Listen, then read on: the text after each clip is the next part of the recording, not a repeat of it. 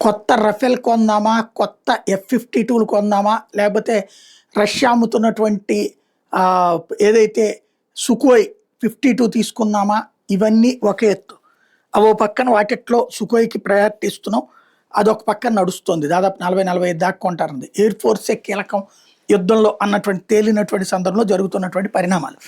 ఇదే టైంలో మరొక ప్రధానమైనటువంటి అంశం భారత సొంత తయారీ మీద దృష్టి సారించడం. 5వ తరం యుద్ధ విమానం మీద ముందడుగు పడుతోంది. అంకా ప్రాజెక్ట్ ఎగ్జిక్యూషన్ నమూనాకి రక్షణ శాఖ ఆమోదం తెలిపింది. దీంట్లో మనమే తయారు చేస్తాం. దీని స్పెషల్ ఏంటంటే కృత్రిమ మీద ఆర్టిఫిషియల్ ఇంటెలిజెన్స్ ఆధారిత ఎలక్ట్రానిక్ పైలట్, నెట్ ఆధారిత ఆయుధ వ్యవస్థలు వంటి ప్రత్యేకతలు ఆమ్కా సొంతం.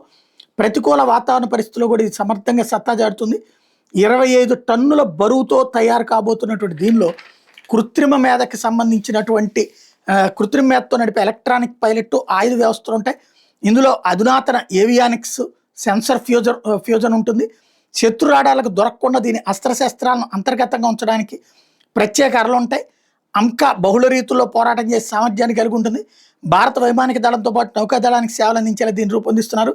శత్రు గగంతల మీద ఆధిపత్యం సాధించడం, భూతలం మీద దాడులు, శత్రువుల గగంతల రక్షణ వ్యవస్థల ధ్వంసం, ఎలక్ట్రానిక్ యుద్ధం వంటి అనేక అవసరాలకి ఇది ఉపయోగపడుతుంది.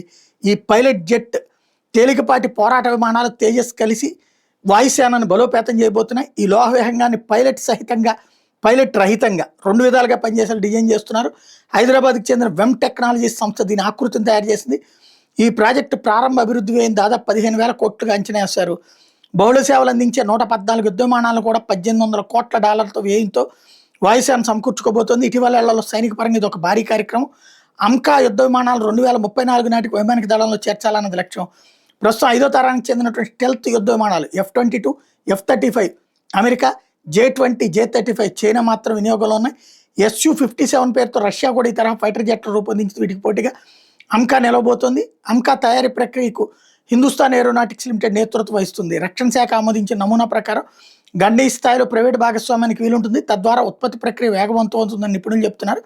తొలి విడతగా ఉత్పత్తి చేసే మార్క్ 1 శ్రేణి అంకా జెట్లలో అమెరికాకు చెందిన GE-414 ఇంజన్లు ఉపయోగిస్తారు. మార్క్ 2లో మాత్రం దేశీయంగా అభివృద్ధి చేసే మరింత శక్తివంతమైన ఇంజన్లు ఉపయోగించే అవకాశం ఉంది. విదేశీ భాగస్వామ్యంతో ఇంజన్లను రూపొందించాలని భారత్ తలపోస్తుంది. వైమానిక శిక్షణ రంగంలో భారత్ కొత్త పొంగుతలు కూడా దొక్కుతుంది. ఇందులో భాగంగా ఎలక్ట్రిక్ హంస, ఈ హంస పేరుతో 2 సీట్లు కలిగి ఉండే దేశీయ ఎలక్ట్రిక్ శిక్షణ విమానాన్ని అభివృద్ధి పరిచే కార్యక్రమం ప్రారంభించామని చెప్పి కూడా మరొక వైపున మంత్రి ప్రకటించారు.